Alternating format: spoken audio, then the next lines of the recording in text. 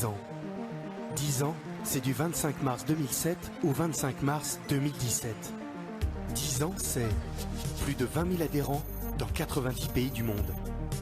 32 450 minutes de conférences. 349 000 kilomètres parcourus pour rencontrer les Français. 10 ans, c'est 1 732 000 affiches collées par des adhérents bénévoles.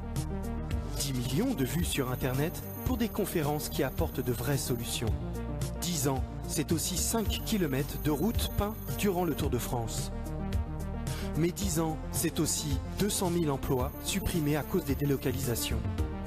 3 000 usines fermées. 3 millions de chômeurs toutes catégories en plus. 1800 suicides d'agriculteurs. 900 milliards d'euros de dettes publiques en plus. 1 million de personnes qui basculent sous le seuil de pauvreté. 6 guerres auxquelles la France a participé. 10 ans, c'est aussi 190 propositions d'une autre Europe. C'est 7 millions d'euros de rémunération touchée par la Commission européenne. 20 milliards d'euros d'amendes infligées par la Cour de justice européenne. Et enfin 70 milliards d'euros de contributions à l'Union européenne. Le Frexit, c'est maintenant, pas dans 10 ans. Le vrai du faux. L'Europe, c'est plus de solidarité. Faux. L'Union européenne attise constamment la concurrence entre les peuples et traite les migrants comme des animaux. Le Frexit, vite. Et oui, l'UPR présent dans 90 pays. Vous n'étiez pas au courant? Ça se visionne tout de suite en images. L'UPR fête ses 10 ans. Et ceux qui en parlent le mieux, c'est vous. Bonjour. Eh bien, la question posée est qui sont les électeurs de M. Asselineau? D'où viennent-ils? Bonjour, je m'appelle Alexis, ça fait 4 ans que j'habite à Moscou. Selamat pagi, nama saya Pascal. Saya berumur 55 tahun. Saya seorang Prancis yang sudah lama tinggal di Jakarta, Indonesia. Bonjour à tous, c'est Laurent de Corée. Eh bien bonjour à toutes et à tous, je me présente rapidement, Jean-Philippe Noël, 41 ans, originaire de Lyon et expatrié en Équateur depuis maintenant 4 ans. Ce petit pays d'Amérique latine qui aura offert l'asile politique à Julian Assange. Un grand bonjour à François Asselineau, donc depuis ici Montréal, dans le Canada francophone, aussi appelé le Québec, où tout simplement je vous apporte personnellement et particulièrement mon soutien pour ces élections présidentielles. Donc au nom également de la langue française et de sa promotion dans le monde entier. Alors bon courage à vous et je suis de tout cœur avec vous.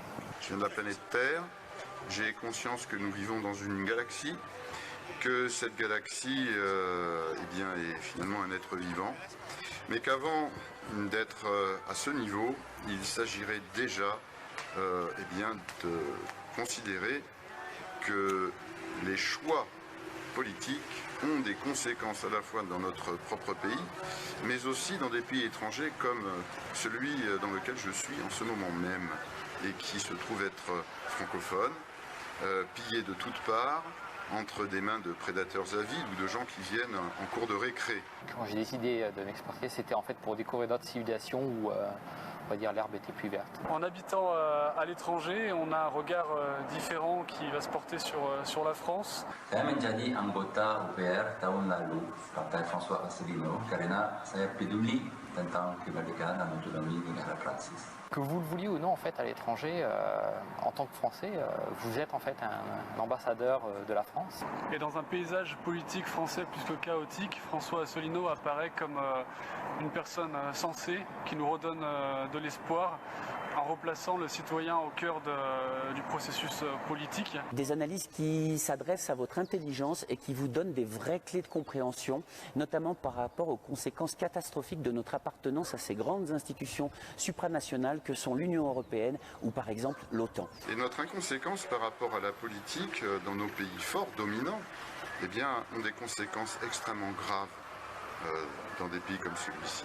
Je suis assez idéaliste et donc très attaché à des idéaux comme la paix, laquelle est impossible sans une notion de justice, également attaché à l'idéal de liberté, laquelle est indissociable d'une notion d'indépendance que nous avons clairement perdue aujourd'hui de par cette appartenance, également attaché à la démocratie participative réellement basée sur une souveraineté populaire comme la défend l'Union populaire républicaine. Je souhaite vivement que les élections fassent la surprise, car il semblerait bien que dans le monde en ce moment, des surprises sont en marche. 2016 a été une très grande année où on a vu le peuple britannique se libérer, on a vu le peuple américain se libérer, et pas plus tard que la semaine passée, le peuple coréen, les Coréens ont décidé de chasser leur présidente pour la démocratie.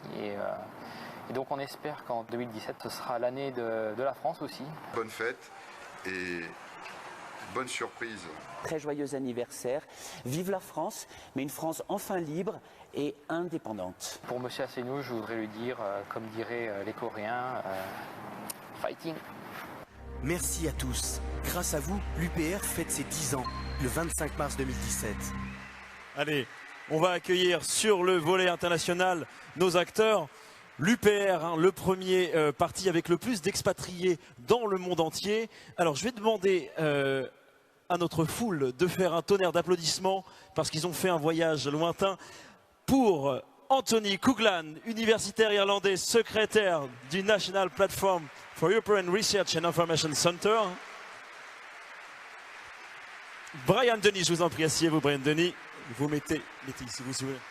Brian Denis, je vais vous présenter après. Brian Denis, come on please. Jenny Persoen, Vanessa Bailey. Voilà, ils ont le sens du show. Hein. Ils ont le sens du show en Angleterre. Manon Chevalier, s'il vous plaît. Bonjour. Qui vient du Québec. Respectons la Finlande. Je vous laisse vous asseoir. Allez-y. Manon Chevalier. Welcome here. So we need to speak English together, but I think that some of you speak good French too. Some are living here since long time. But you know. Et nous avons bien sûr aussi une traduction simultanée.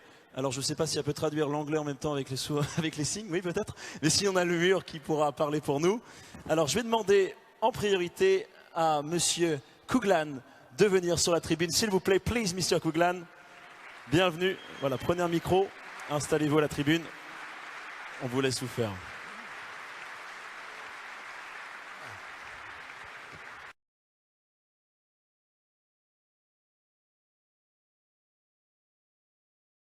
Prendre la parole à votre réunion des patriotes et des citoyens français et j'en suis très honoré.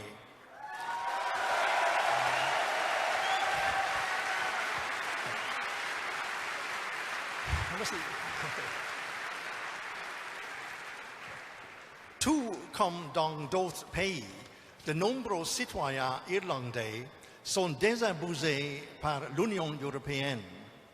Ils la voient comme une entité très antidémocratique qui ne porte pas la prospérité qui leur a été promise.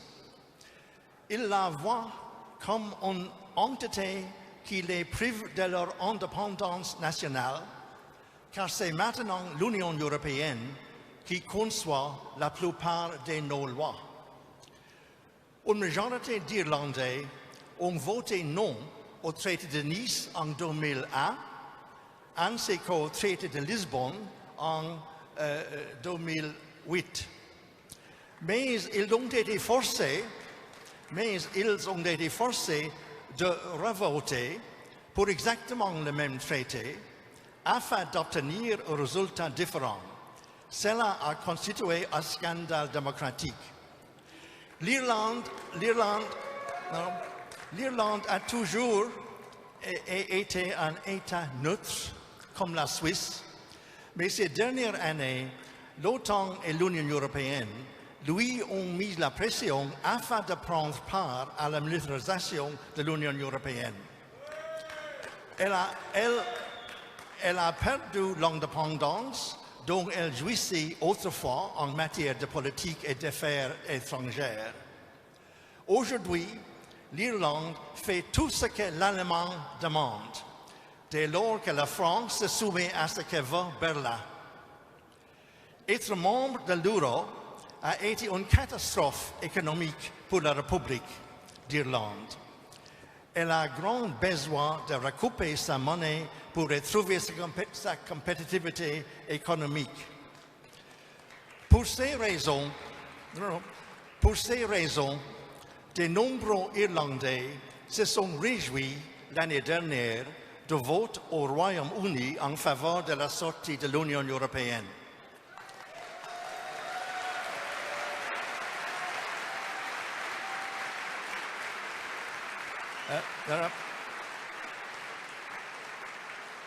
Le Brexit a représenté une grande victoire pour la démocratie britannique. Mais cette victoire était aussi celle de toute l'Europe. Cette victoire était celle des démocrates de tous les pays européens. C'était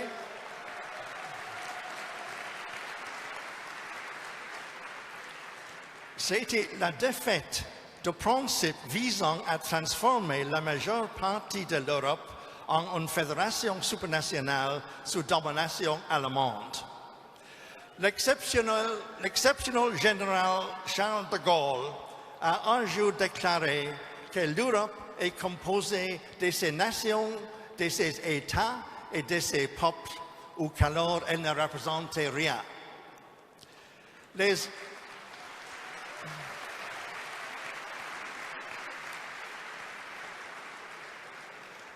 efforts de l'Union européenne visant à transformer l'Europe en une fédération supranationale, avec sa propre constitution, sa propre monnaie, son propre parlement, ses propres lois et institutions, sont profondément réactionnaires. Il s'agit d'une aberration, d'un fantasme anti-historique, antidémocratique et anti-humain.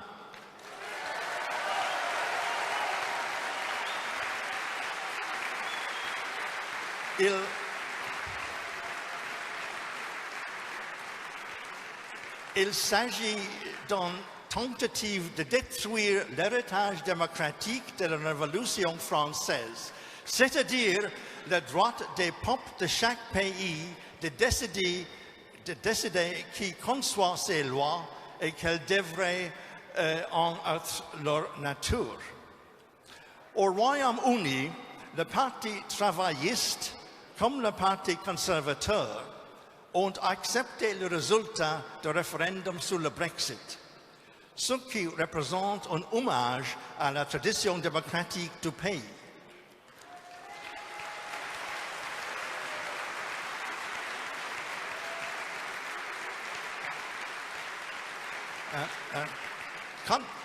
Contrairement à l'Irlande, ils n'ont pas essayé d'imposer un second référendum pour obtenir un résultat différent. Les politiciens de droite et de gauche se sont alliés au Parlement britannique pour soutenir le Premier ministre Theresa May, alors qu'elle informera Bruxelles mercredi prochain de l'intention du Royaume-Uni de quitter l'Union européenne.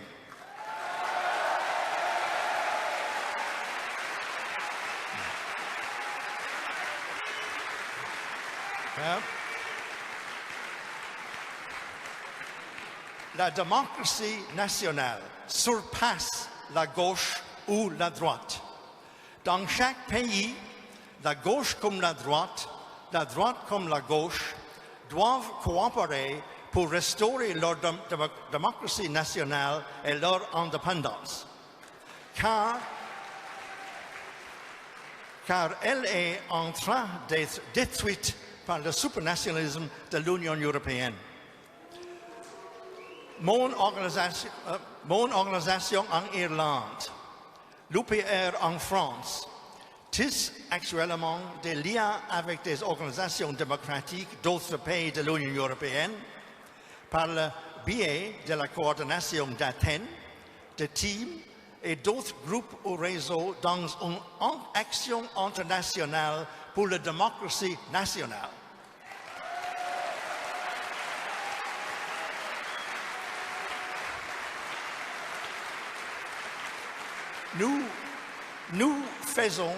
Nous faisons partie d'un grand mouvement international pour défendre la démocratie nationale.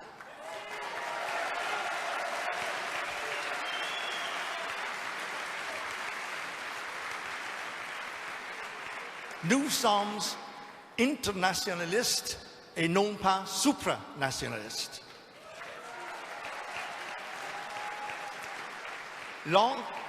L'internationalisme signifie que l'on veut l'indépendance des nations européennes et leur libre coopération fondée sur la souveraineté et l'indépendance.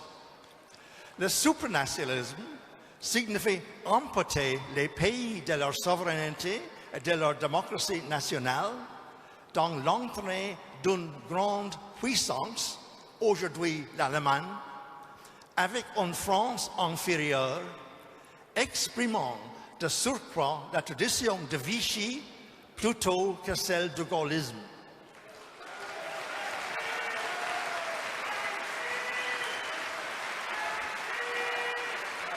Et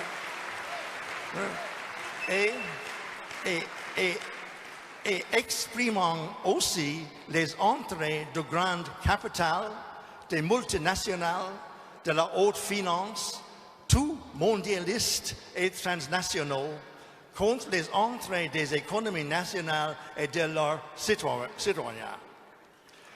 C'est la raison pour laquelle le Frexit serait une révolution française des temps modernes.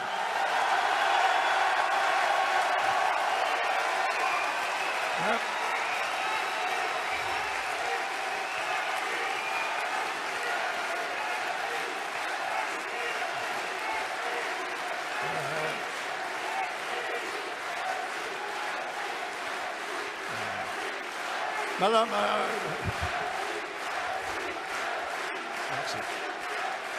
alors,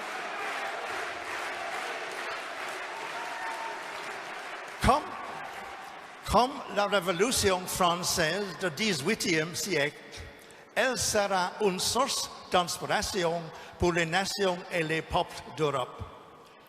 Le Frexit, elle rétablira l'Europe des nations et des peuples dont parlait Charles de Gaulle et détruira une fois pour toutes le monstre du supranationalisme bruxellois.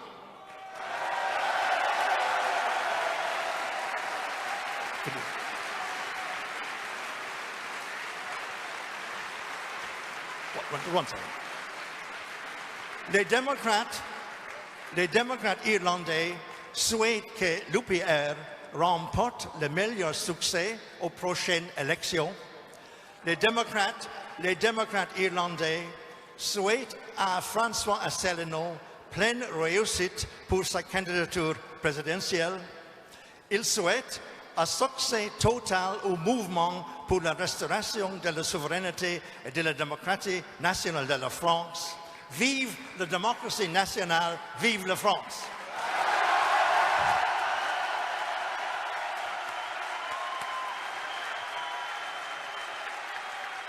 Merci au soutien de l'Irlande avec Monsieur Antoine Couglan, universitaire.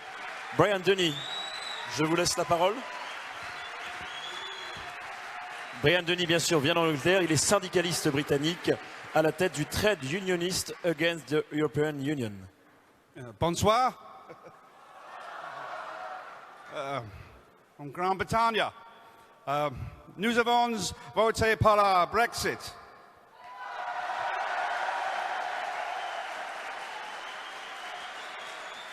Et maintenant, vive Frexit!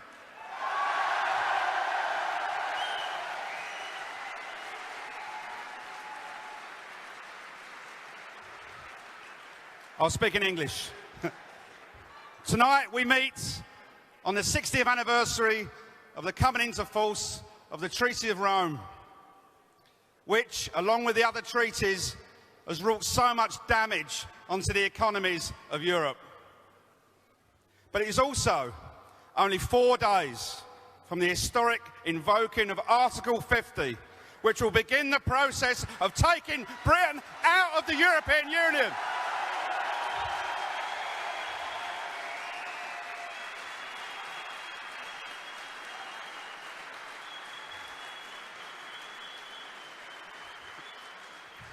Our democratic revolution has begun. And I am proud to witness your democratic revolution. and the victories which will surely come for you. This is indeed a proud moment for Democrats, not only in Britain, but across the European Union. It shows that the people can defeat this corrupt, bloated, corporate monster, and at the same time expose it as the weak, morally bankrupt empire that it is.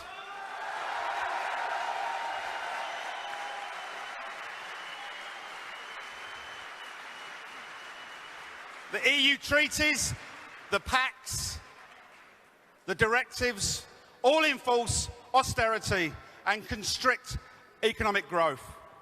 These policies have pushed down investment, productivity and living standards and forced up unemployment, debt and equality. The Eurozone is no bigger in 2015 than it was in 2008. The EU is now a world economic black spot that is even inflicting economic genocide on countries such as Greece.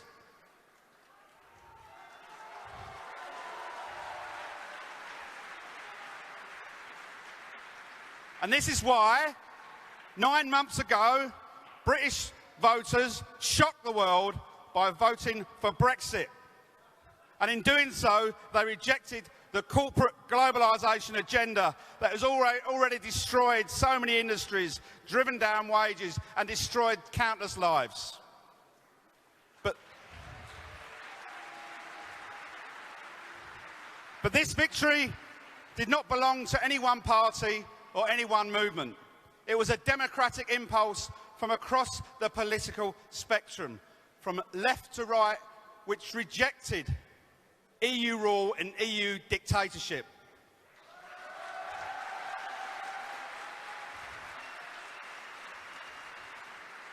It was an expression of the desire for the return of democratic powers to sovereign elected parliaments. And this will allow the people the right to decide their own futures free from outside interference. And you are all a part of the growing global movement that does not want to be ruled by unreadable treaties written by big business for big business.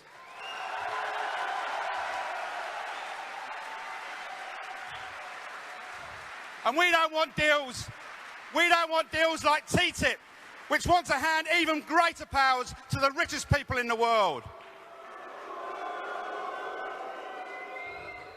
The people are now demanding the right to self-determination and sovereignty that is enshrined in the United Nations Charter.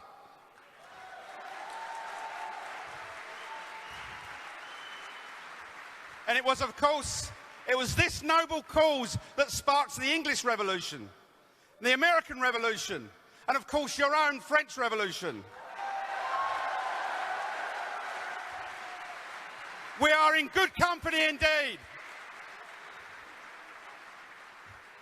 In my country, the British Conservative Party, which officially campaigned for Remain, is now the party of Brexit. After much reflection, he has accepted the fact that it cannot stand in the way of a huge democratic mandate. And the Labour Party now also accepts Brexit is going to happen. And both parties understand this, because if they don't, they are standing in the way of history. You know, in the past, democratic revolts inside the European Union against these evil treaties have been ignored. But Brexit, it seems, is different. And this could be the start of a Europe-wide phenomenon, as more and more people realise that the EU is a prison house of nations in which real democracy cannot exist.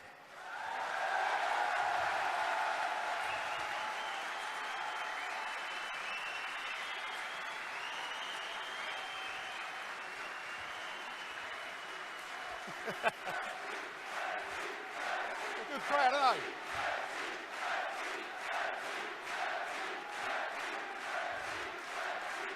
Okay, I'll finish on this. Frexit could be the death blow, or as you say, the coup de grace against a dying, unloved empire. Bonne chance dans votre lutte. Vous devrez surmonter. Vive France! Merci.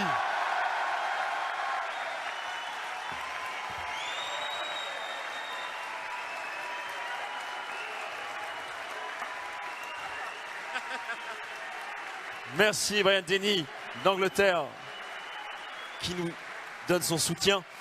Avant de passer à la prochaine interview, je vous propose juste un moment de regarder un petit vidéo de ce qui se passe à Londres, un reportage fait par nos expatriés. L'UPR fête ses 10 ans et ceux qui en parlent le mieux, c'est vous. D'abord la campagne Brexit. Je dois dire quand même au passage que je suis très pro-européen. Je travaille en 6 langues, je travaille sur la globalisation. Mais quand je dis pro-européen, je ne veux pas dire ce modèle d'Europe. Bien qu'étant pro-européen, je suis tout à fait pour les positions de François Asselineau. C'était un référendum vraiment clivant, qui faisait beaucoup de friction entre amis qui étaient pour ou contre, et une diabolisation très forte de ceux qui étaient pour le Brexit. L'UPR, c'est un projet, c'est très précis, c'est très simple. Il faut sortir de l'euro, de l'Union européenne et de l'OTAN. C'est le bon projet, c'est la vérité. En restant dans l'Union européenne, dans l'euro et dans l'OTAN, tous les autres projets de toute façon vont chuter. Ça faisait quelques temps que j'étais à la recherche d'un parti politique vraiment, je dirais patriote, mais qui ne soit pas situé aux extrêmes. Ce que j'ai constaté sur le terrain, contrairement à ce qu'on a voulu nous faire croire, j'ai vraiment remarqué que la xénophobie n'était vraiment pas la motivation première. La chose sur laquelle on insistait vraiment, c'était la démocratie. C'était vraiment une envie de liberté, de prendre son destin en main. Moi, ce qui m'a vraiment frappé, parce que j'ai assisté à toute la campagne au moment du Brexit, j'ai l'impression que les médias français refusent même, l'idée même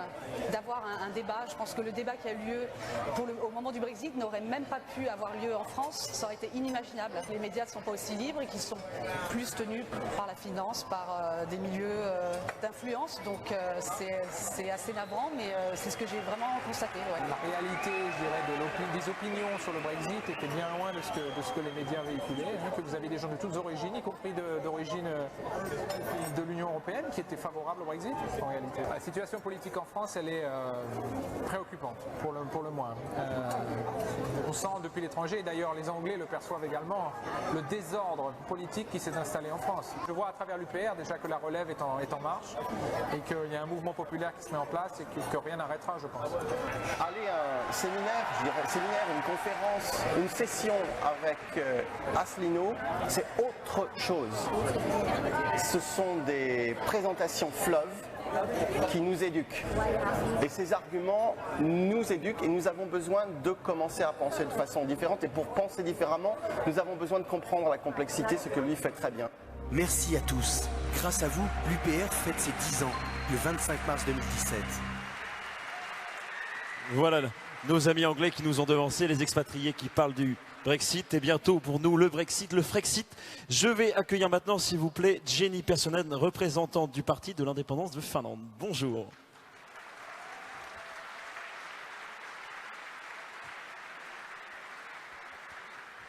Bonjour, dear friends. It is a great pleasure to bring our best compliments to your event. I want to say our event, because we are living in an era where we need even more shared effort in front of many threats. We are united in many opinions. One of them is that only one who is in control of himself can cooperate with others. Only on this basis, we can build sustainable human development in the society, ecology, political security and economy. EU has sold us a dangerous thought that the Union is all about international cooperation, peace and well-being. However, even more of us are seeing that it's all about subordination.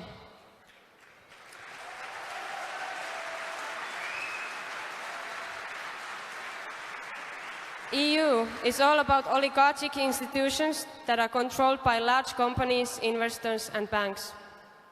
This new nobility of money and its supers have built a time bomb, not a project of peace.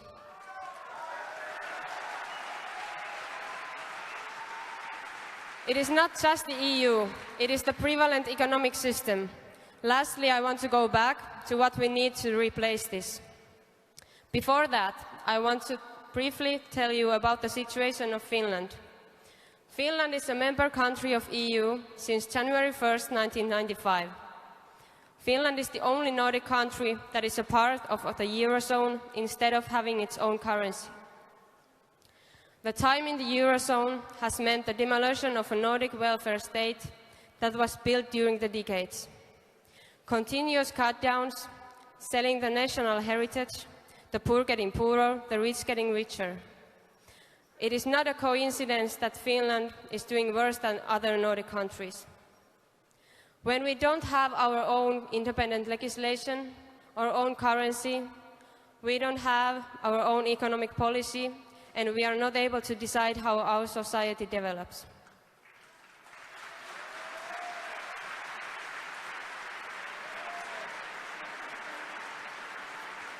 EU membership meant also a vast change in Finland, in which Finland gave up the policy of neutrality that was built since the 1940s.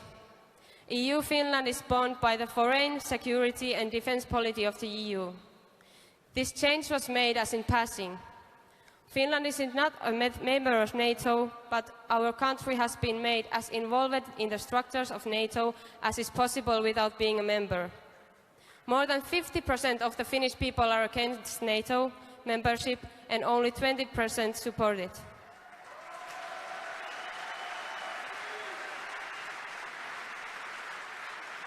So the situation has remained stable for long. The military alliance development is happening to Finland through the EU and NATO, as also directly to USA. The political and economic elite of Finland has carried out these vast decisions and, with the assistance of mainstream media, made them look democratic. In fact, they were made by breaking the constitution of Finland and without a true civil dialogue.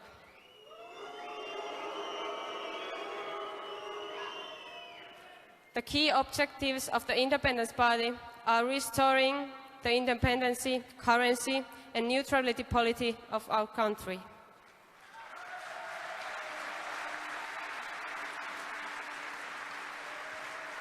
The state independency as the basis of well-being and real democracy that applies to all.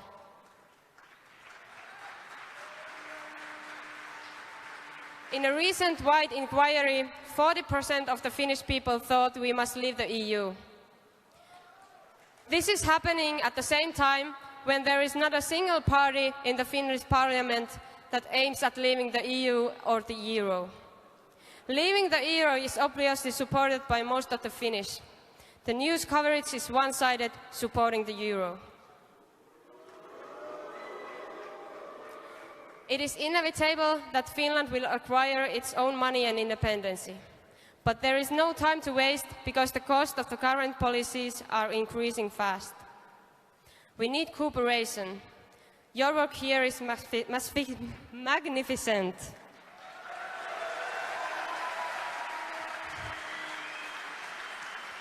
What else can we expect from the home country of revolution?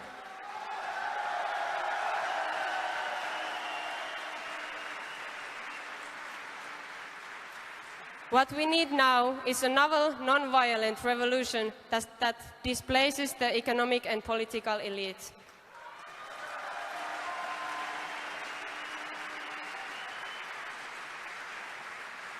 Let Athens' declaration to be the starting point for the long-term work on behalf of the major change.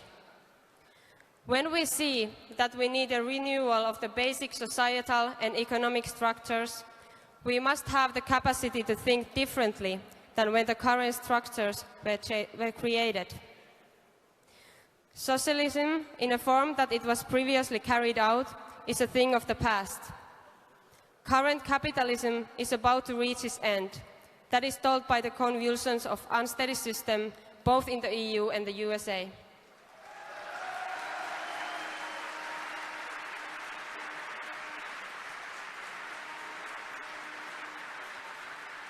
There is an obvious need for a new road to highlight the magnitude of the change for a new ism. We must do our best to get the people to support a long-lasting policy. It's clear that we have all the chances to win.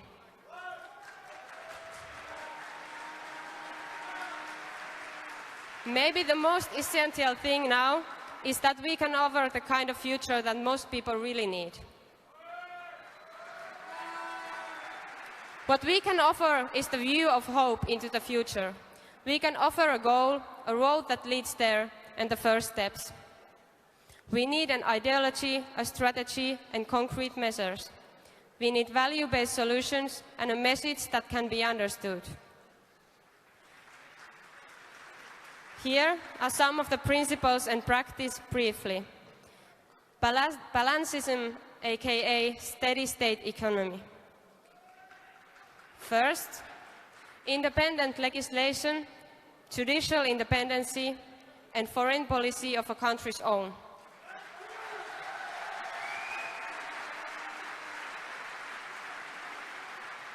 Second, direct democracy, binding referendums, and a fair electoral system.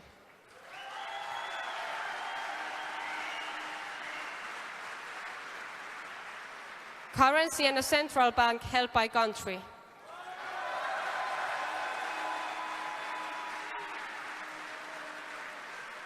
Using central bank funding with tax revenue to fund public services. Abandoning the goal of economic growth, setting the goal to improve the quality of life.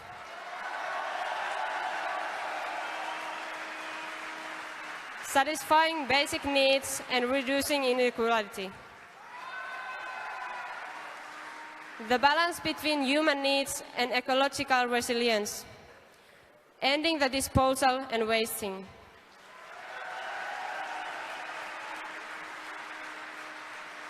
Transition towards renewable energy. Food and energy self-sufficiency and increasing other self-sufficiency as well. Improving human rights and freedom of speech. A staggered basic income system to guarantee a reasonable livelihood in all life situations.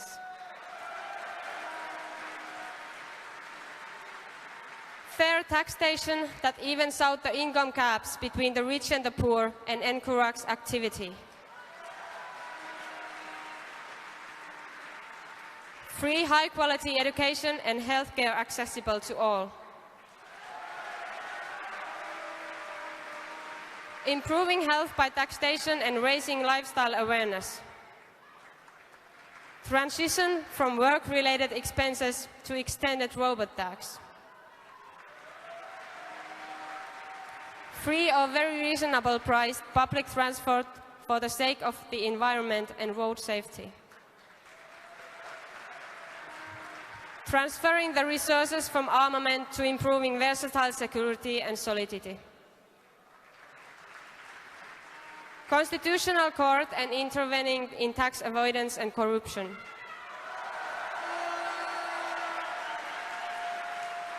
Ensuring the safety and reducing the use of chemicals. Prohibiting genetic engineering in food production.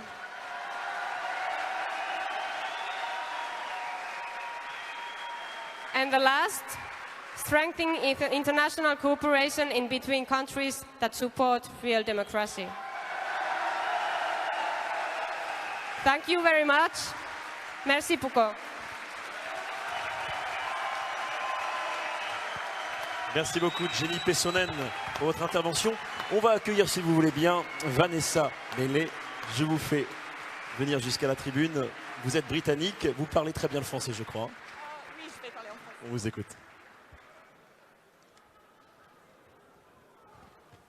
Bonsoir. Vraiment, il faut dire que vous donnez autant d'espoir que vraiment, je suis vraiment très émotionnelle. Je vais essayer de vous parler.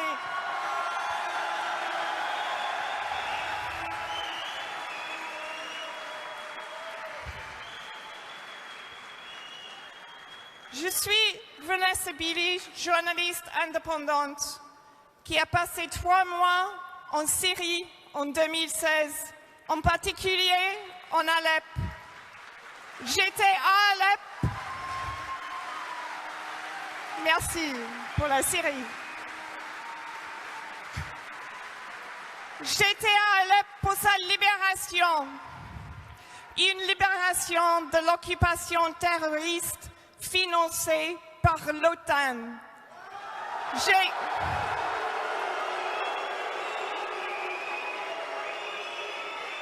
J'ai recueilli des témoignages vidéo des civils syriens émergeant de 5 ans de prison, payés par nos régimes au service des États-Unis et de l'OTAN. Nous vivons actuellement dans un monde gouverné par des mensonges diffusés par nos médias compromis de l'État, par nos ONG qui travaillent toutes pour promouvoir l'agenda de l'OTAN dirigé par les États-Unis, que ce soit au Yémen, en Libye, en Irak, en Palestine ou en Syrie. On nous ment. La Syrie n'est pas une guerre civile. Les réfugiés ne fuient pas le président Assad.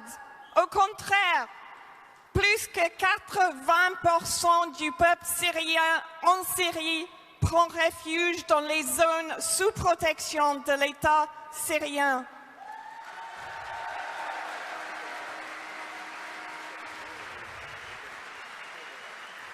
C'est une sale guerre contre la Syrie menée par l'OTAN. Objectif comme toujours, changement de régime, comme en Irak et comme en Libye.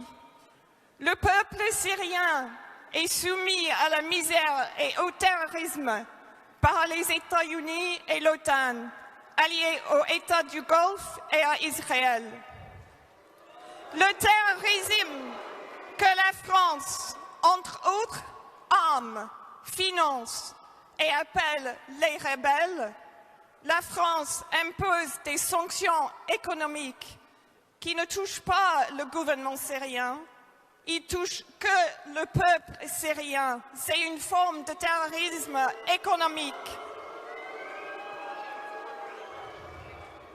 Ils assurent la destruction des infrastructures essentielles comme les hôpitaux, les écoles qui traitent les enfants en Syrie.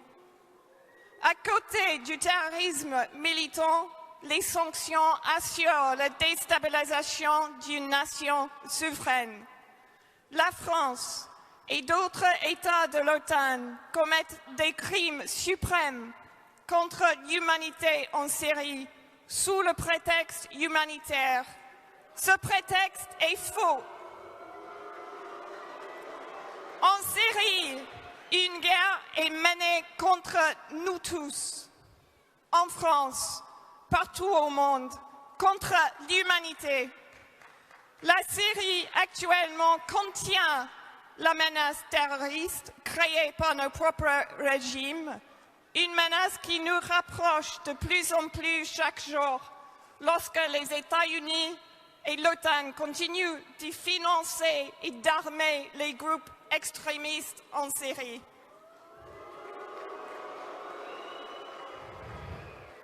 Nous prétendons, comme toujours, que nous apportons au monde la démocratie.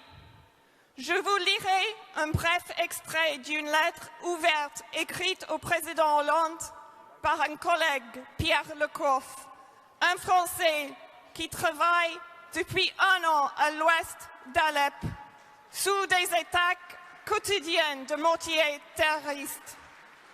Des attaques dont j'ai été témoin moi-même. 11 000 civils ont été massacrés par ces attaques, la majorité des enfants, jamais mentionnés par nos médias d'État. Pierre Lecoff, un combat pour la liberté du peuple syrien. Nous utilisons ce mot fourre-tout sans jamais l'avoir argumenté ni justifié. Quelle liberté? Quel peuple syrien? Détruire le gouvernement, étouffer le pays sous les sanctions pour y apporter quoi? Notre bon savoir-faire démocratique? Les Français ont-ils posé la question de savoir quel serait le programme de l'après? Non, la liberté, point, facile. Le programme politique et social de ces groupes terroristes est en opposition avec la liberté, la démocratie, nos valeurs comme Français, comme êtres humains, ou celles de la majorité des pays du monde.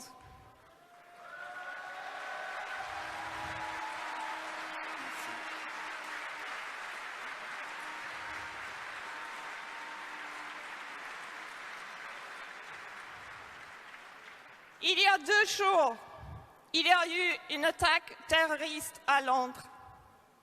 Nous regrettons tous la perte de la vie, perte de vie innocente.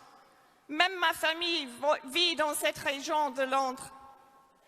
Cependant, je ne m'excuse pas pour ma colère quand le kamikaze qui a attaqué le palais de justice à Damas n'a pas été condamné par les mêmes médias qui ont passé 24 heures couvrant l'attaque à Londres.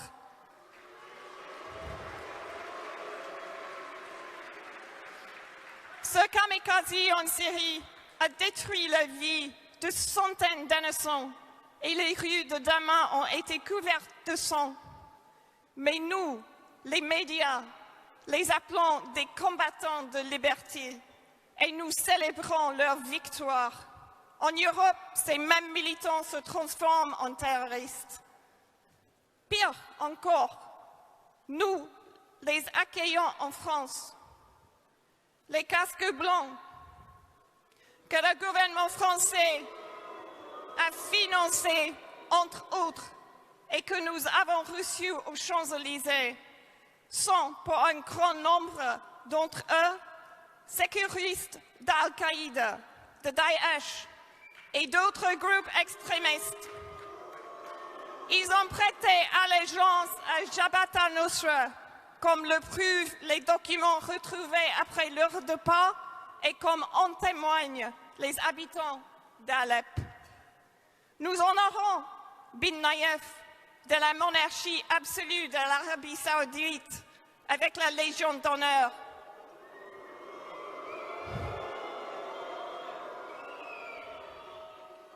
Alors qu'ils font mourir de faim 27 millions de Yéménites, alors qu'ils massacrent des centaines de milliers d'enfants avec des bombes fournies par la France, le Royaume-Uni et les États-Unis. Des vies qui ont été perdues il y a 2 jours à Londres sont le résultat direct du même terrorisme qui apporte de l'horreur quotidienne à Damas et partout. Et il réside dans nos salles de pouvoir et parmi les alliés choisis du régime français.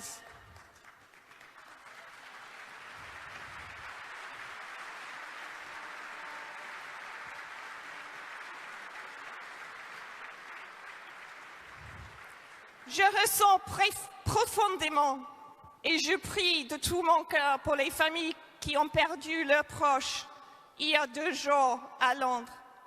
Mais il faut essayer de rappeler que la France, les États-Unis, le Royaume-Uni, l'OTAN a été la racine des souffrances incalculables dans le monde entier pendant des siècles, culminant dans le bain de sang en Syrie, le génocide en Yémen et le violent viol et l'abus d'autres nations, y compris la Palestine.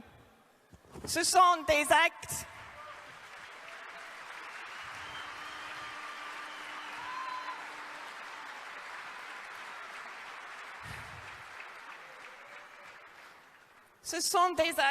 de suprême barbarie et d'abjecte inhumanité qui récoltent la terreur dont nous sommes témoins en Europe.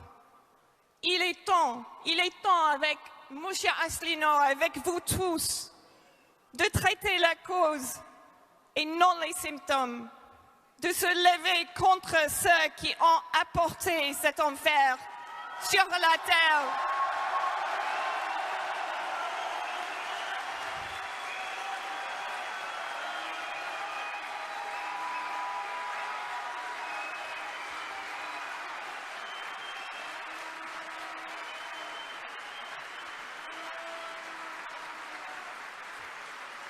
Nous sommes tous humains. Nous sommes tous égaux. Chaque vie humaine a de la même valeur.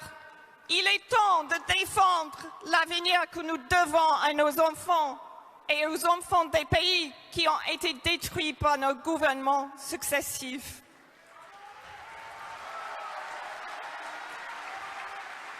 Il est temps de remettre en question les mensonges pour le bien de la France, de la Syrie, de la Yémen, de la Palestine, de tous les pays du monde, pour toute l'humanité.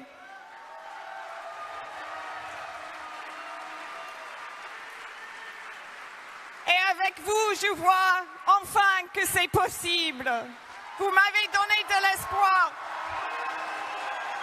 Merci.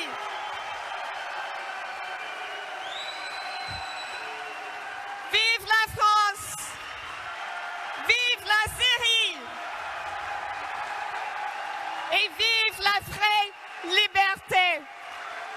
Merci. Merci beaucoup Vanessa Bailey. Nous sommes dans la troisième partie de cette table ronde avec notre public international. Avant d'achever ça en beauté, il nous reste un témoignage de marque. C'est une cousine du Québec qui est venue avec nous, qui représente la francophonie. Elle a passé 1 an, vous la connaissez, elle a fait des lives sur UPR et elle a cherché surtout les signatures auprès des maires de France. Je vous demande d'accueillir Manon Chevalier. Quel engouement!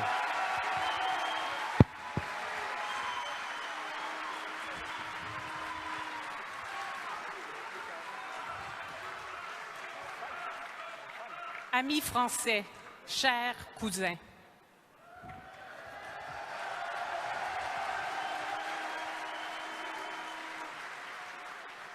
je profite de cette tribune pour remercier les maires de France et en particulier les maires de l'Aisne et des Ardennes qui m'ont reçu et qui ont parrainé M. Asselineau. Merci aussi aux militants UPR de l'Aisne et d'Île-de-France qui m'ont accueilli chaleureusement.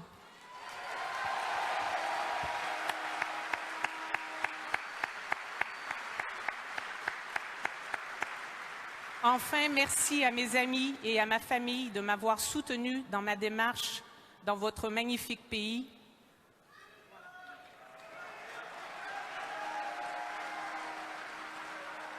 L'histoire de la France et celle du Québec sont intimement liées. Nous sommes cousins, liés par l'histoire, liés par des valeurs, mais avant tout liés par le cœur.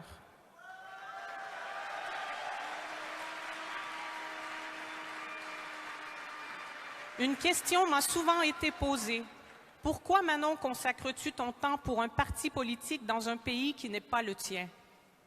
Permettez-moi d'esquisser brièvement les grandes lignes de ce cheminement, au terme duquel ma raison se tut et mon cœur s'exprima. Déjà dans ma jeunesse, on m'avait raconté qu'un grand monsieur était venu nous rencontrer, nous, les Québécois, pour nous dire que nous avions la capacité de nous émanciper et d'exister en tant que peuple libre.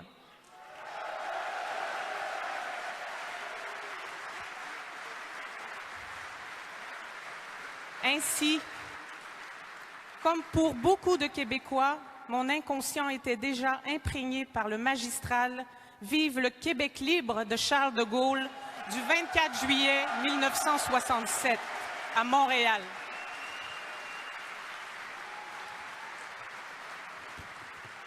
Ce discours fit naître une grande fierté, une légitimité et permit le renouvellement du lien entre nos deux peuples. Plus tard, que ce soit durant mes années d'études ou dans mon milieu professionnel, j'ai expérimenté ce que signifie la fraternité dans la conception française du terme. Sans le savoir, les Français expatriés au Québec apportent avec eux une touche humaniste, une convivialité. Le souci qu'ils portent aux uns et aux autres est une grande bouffée d'air dans une société nord-américanisée.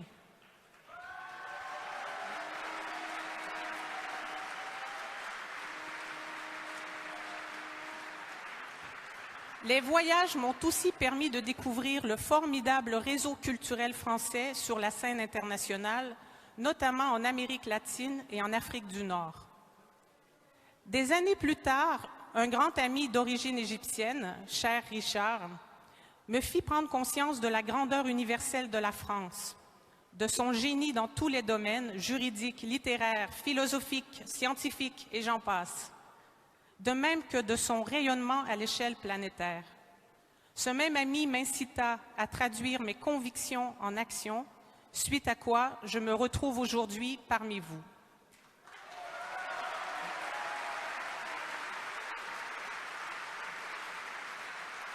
J'ai compris, grâce à lui, que la France appartient à tous ceux qui l'aiment et partagent ses valeurs.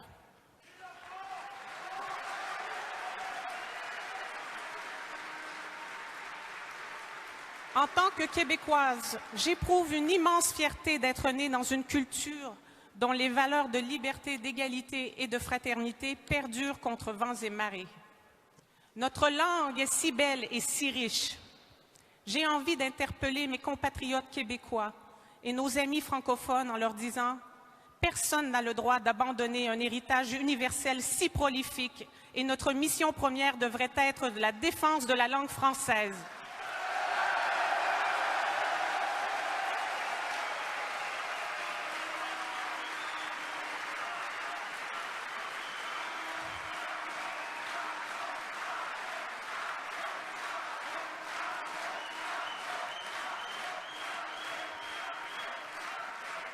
Soyons individuellement de fiers ambassadeurs en visant l'excellence dans l'apprentissage du français, dans son expression verbale et écrite. Nous avons la chance de parler une langue utilisée sur tous les continents. Quel immense privilège que celui de pouvoir communiquer dans ma langue maternelle avec des Haïtiens, des Marocains, des Algériens, des Belges, des Acadiens, des Sénégalais, des Libanais, Congolais, Malgaches ou encore Vietnamiens.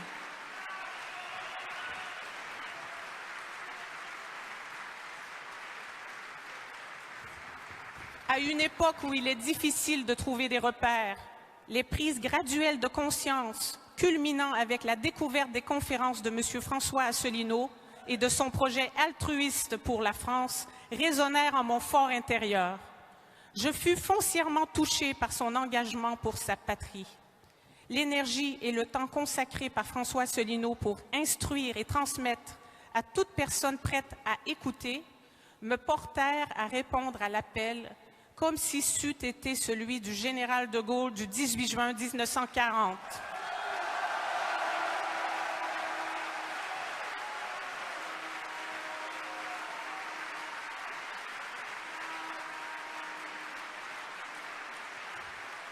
Cousin en détresse, il faut agir, me disais-je.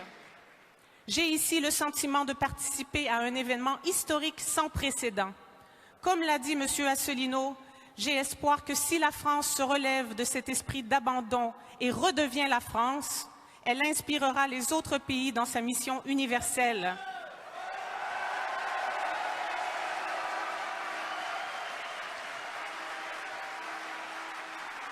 Elle pourra, par cette dynamique, insuffler aux pays francophones et notamment au Québec la fierté de son héritage et la reconquête de sens dans une époque qui en manque cruellement. Aujourd'hui, grâce à l'Union populaire républicaine, la France se réapproprie sa place d'inspirateur universel pour tous les peuples. Merci à vous, amis français, de reprendre votre rôle fédérateur au sein de la francophonie. Tous les yeux sont tournés vers vous et attendent le retour en force du grand peuple français. Vive la France, vive la francophonie.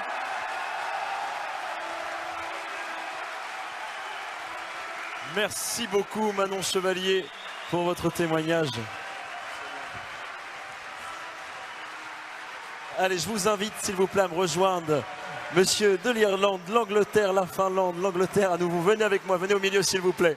Je vous invite à nous rejoindre s'il vous plaît. Anthony Couglan, Brian Denis, Jenny Pessonen, Vanessa Bailey, Manon Chevalier. Allez, avant l'arrivée du fondateur de l'UPR, nous voulions vous montrer un reportage, un témoignage de nos amis grecs, du parti politique grec. C'est un témoignage sur l'EPAM et ça se diffuse maintenant. Voilà 10 ans que l'UPR propose le Frexit. Qu'en pensent les autres peuples d'Europe? À ce jour du 25 mars, fête de l'indépendance de la Grèce contre l'Empire ottoman, 60e anniversaire de la signature du traité de Rome, fête du 10e anniversaire de l'UPR, l'EPAM remercie l'UPR pour son invitation et salue chaleureusement la candidature de François Asselineau aux élections présidentielles de 2017 en France. Les peuples d'Europe vivent aujourd'hui enchaînés et soumis aux intérêts d'une toute petite oligarchie financière. L'Union européenne n'est que le cheval de Troie de cette oligarchie. Une invention pour mener à bout les plans de la Deuxième Guerre mondiale, cette fois sans armes. Austérité, chômage, récession, abolition des droits de l'homme, déficit de démocratie, expansion des guerres dans d'autres continents et destruction d'autres peuples, voici quel est le merveilleux inventaire de Bruxelles. Sous le diktat de Berlin et de Bruxelles, le peuple grec est aujourd'hui chargé à payer de son sang une dette illégale, illégitime et invivable, dont il n'a pas vu un seul centime, car la totalité de ces sommes a été utilisée uniquement pour sauver les banques, suite à l'économie casino et aux crises créées par cette même oligarchie. L'Union européenne a détruit la Grèce. Elle l'a menée à abandonner sa souveraineté nationale, à offrir aux créditeurs les fonds de caisse publique, de retraite, de santé, d'éducation. L'Union européenne a permis aux fonds spéculatifs d'expulser les Grecs de leur maison en rachetant leurs crédits aux 5% de leur valeur. La Grèce connaît aujourd'hui un taux de mortalité très élevé, comparable à celui des pays en guerre. Et elle est, au niveau des investissements, à la même position que l'Érythrée, l'Ukraine, le Guinée-Bissau. Voici ce que l'Union européenne a apporté à la Grèce. La France n'en est peut-être pas là, mais elle n'en est pas très loin non plus. Plus de pauvres, au moment où les riches sont encore plus riches. Moins d'emplois, plus de précarité. Des gouverneurs traîtres ont, en France aussi, volé au peuple ce qui lui appartient et qu'il a gagné en luttant. La santé, l'éducation, les infrastructures, l'électricité, le gaz, les autoroutes, les entreprises de défense nationale, tout entièrement payé par l'argent des citoyens, est aujourd'hui rendu aux multinationales, souvent étrangères, sur injonction de Bruxelles, grâce à la manipulation des médias et par la complicité parfaite entre politiciens et spéculateurs. Est-ce que tout cela peut changer? Oui. Les PAM, en Grèce, tout comme l'UPR en France, dénoncent cette situation, révèlent à leurs peuples respectifs la vérité et les invitent à prendre leur destin en main. Les PAM, tout comme l'UPR, souhaitent l'application des règles du droit international. Cela donne la possibilité à un pays souverain de dénoncer unilatéralement auprès de l'ONU une dette illégale, illégitime et invivable. Les PAM, tout comme l'UPR, souhaitent pour la Grèce et pour la France la récupération de la souveraineté nationale et le respect de la Constitution. Pour la Grèce, priorité de l'EPAM est une nouvelle Constitution. Les PAM, tout comme l'UPR, ont pour but le rétablissement de la justice dans nos pays, d'une justice qui sera la même pour les riches et pour les pauvres. La soumission de l'économie au peuple et non pas l'inverse. Pour que tout ceci soit possible, une sortie immédiate de la zone euro et de l'Union européenne sont nécessaires. La candidature de l'UPR à ces élections présidentielles donne l'espoir, tant à la France qu'à la Grèce, que les peuples ne sont pas condamnés à périr au profit des intérêts de quelques-uns. qu'un autre monde est possible et que les choses peuvent radicalement changer de direction. Ce n'est peut-être pas un pur hasard que les célébrations d'aujourd'hui coïncident à celles de notre fête nationale, date qui a marqué le début d'une guerre de libération de la Grèce contre le joug ottoman. Les PAM manifestent aujourd'hui tout son appui à l'UPR et le soutiendra pleinement dans cette campagne.